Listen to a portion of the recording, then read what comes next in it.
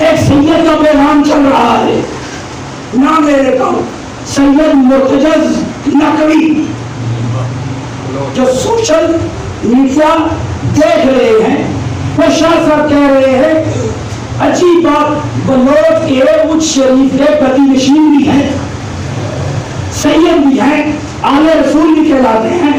وہ کہتے ہیں کہ یہ جو روایت ہے دروازہ گرانے والی سلیم بن قیس حلالی کی ہے تو یہ مشکوک راوی ہے، سید بھی ہے، گدی نشین بھی ہے.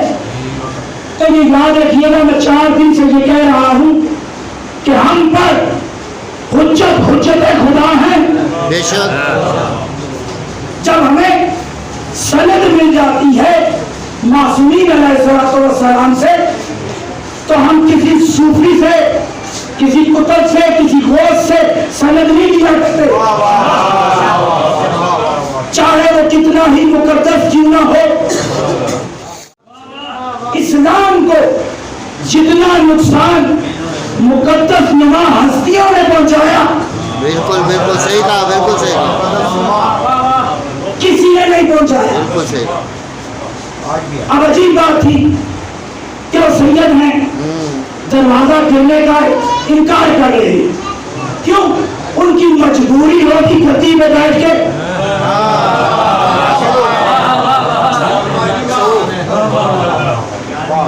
ان کی مجبوری ہوگی، کیونکہ مریدین ہے ران ران کے.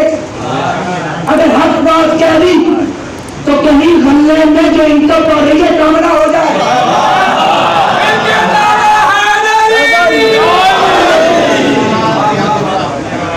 یہاں گدی نشین ہے، سید ہیں، تو سیدہ کے حق کا انکار. اب عجیب روایت ہے، علامہ ہلی یاد ہے، ایک تو شیعوں میں نام نہاد علامہ بڑے ہیں، شیعہ علماء جنہیں علامہ کہتے ہیں ان میں ایک ہلی ہے اور ایک مجلسی میں شک ہے. اب علامہ ہلی نے یہ جو آج کے سید نے اعتراض کیا ہے اس کا جواب دیا ہے. علامہ ہلی نے اپنے دور میں ان کے مد مقابل ایک شخص آ گیا، سید موسوی، سید بھی تھے، حسنی بھی تھے، حسینی بھی تھے، دربار میں مد مقابل آئے اور اعتراض کر دیا علامہ ہلی پر کہ علامہ صاحب آپ جو یہ کہتے ہیں کہ علی علیہ السلام ہے، علی کی ذات پر سلام ہے، یہ کہاں لکھا ہے؟ آپ غلو کرتے ہیں. تو ایک مرتبہ دربار میں علامہ ہلی نے اس شاہ صاحب کو دیکھا، کوئی اعتراض اور کرتا تو بنتا تھا، سید موسلی حسنی حسینی سید، لیکن دل میں بغض علی. تو عجیب روایت پڑھی علامہ ہلی نے کہ قرآن کہتا ہے کہ پروردگار عالم کہتا ہے کہ جو بھی مسائل اٹھاتا ہے، مشکلات اٹھاتا ہے اسلام کے لیے، اس پر میرا سلام ہے. علامہ ہلی نے دلیل دی اور ایک مرتبہ یہ کہا کہ جو اسلام کے لیے مشکلات اٹھاتا ہے، مسائل اٹھاتا ہے. تو ایک مرتبہ سید موسوی کہتے ہیں کہ علی پر کون سی مشکل پڑی تھی؟ علی پر کون سی مشکلات تھی؟ علی خود مشکل کشا تھے، ان کے لیے کون سی مشکل تھی؟ ان کے لیے کون سا مسائل تھا؟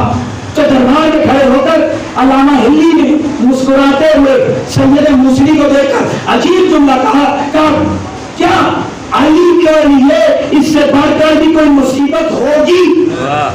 علی کے لیے اس سے بڑھ کر بھی کوئی مصیبت ہوگی کہ کوئی حسنی حسینی بھی کہلائے اور علی پر اعتراض کرے؟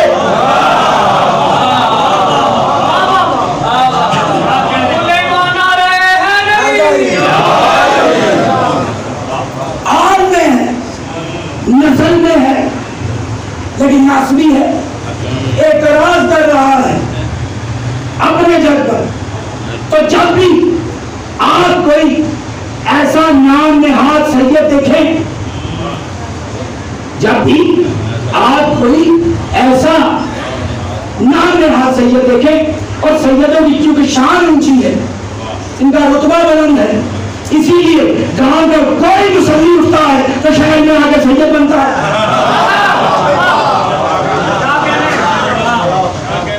انہوں نے احترام کیا ہے خلفائے راشدین کا، کہ میں آپ کو ایک بنیادی بات بتاتا ہوں۔ یہ جو ہم جناب سیدہ کا واقعہ پڑھتے ہیں کہ ان پہ دروازہ گرایا گیا، ان کی پسلی توڑی گئی، اور یہ ساری جتنی روایتیں ہیں، یہ ایک شخص تھا سلیم بن قیس ہلالی، جسے عرب کے تلفظ میں سلیم بھی کہتے ہیں۔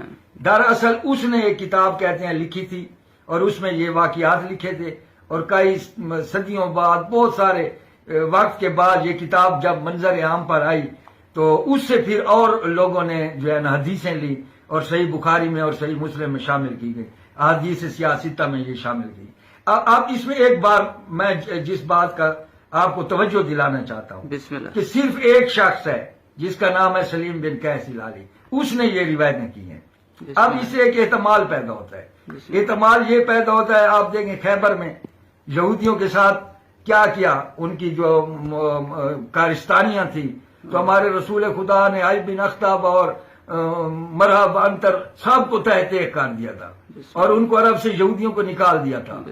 اب جب یہودیوں کو نکالا، وہ کوئی بھول جاتا ہے اپنے مقتولوں کو، اپنے مشن کو کوئی نہیں بھولتا، تو اسے ایک شک پیدا ہوتا ہے کہ ہو سکتا ہے یہودیوں کی سازش سے یہ افسانہ گھڑا گیا ہو جو سلیم کی روایت ہے، جو جناب سیدہ پہ دروازہ گرانے کی بات ہے۔ تو یہ جتنے شیعہ سنی ہیں، اس میں کوئی شک نہیں ہے کہ کیونکہ ہم درود پڑھتے ہیں نماز میں محمد و آل محمد پہ، اور قرآن میں اقربائے رسول کی مودت واجب کی گئی ہے، تو اس لیے ضروری ہے کہ ان کے دشمنوں سے محبت نہ کی جائے۔ جو ان کے دشمن ہیں ان پہ ہم صبح و شام لعنت کرتے ہیں، لیکن آپ ایز اے مسلمان اپنے دل پر ہاتھ رکھ کر سوچیں کہ خدا نہ خواستہ اگر یہ یہودیوں کی کوئی سازش ہے اور انہوں نے مسلمانوں کو لڑانے کے لیے یہ بے سر و پا افسانے گھڑے ہیں، تو اس میں آپ کتنے گناہ گار ہوں گے جب آپ حق تلفی کر رہے ہوں گے کہ ایک شخص نے گناہ نہیں کیا اور اس کی طرف آپ گناہ کو منسوخ کر رہے ہیں۔ اہل شیعہ مجھے بتایا، اہل تشیع کے سلیم بن قیس ہلالی کے علاوہ کسی نے یہ بات کی ہے، سب سے پہلے اس نے یہ بات کی ہے۔ اب ہمیں کیا پتا ہے کہ وہ سچا تھا یا جھوٹا تھا، وہ کسی یہودی کے اشارے پہ کھیل رہا تھا، کسی خفیہ اسلام دشمن تنظیم کے اشارے پہ وہ کچھ کہہ رہا تھا، پھر اس نے وہ اپنی زندگی میں کتاب کیوں شائع نہیں کی، مدتوں بعد اس کتاب کا سامنے آنا، تو اس میں شک پیدا ہو جاتا ہے۔ تو شک کی بنیاد پر کسی کو برا نہیں کہنا چاہیے، اس لیے ہمارے اولیاء اللہ جتنے بھی ہیں وہ یہ جو اہل تصوف کی خلفائے راشدہ ہے، جن میں ابو بکر، عمر، عثمان و علی شامل ہے، تو ان کا احترام کیا ہے۔ مودت محبت ہی اور ہوتی ہے۔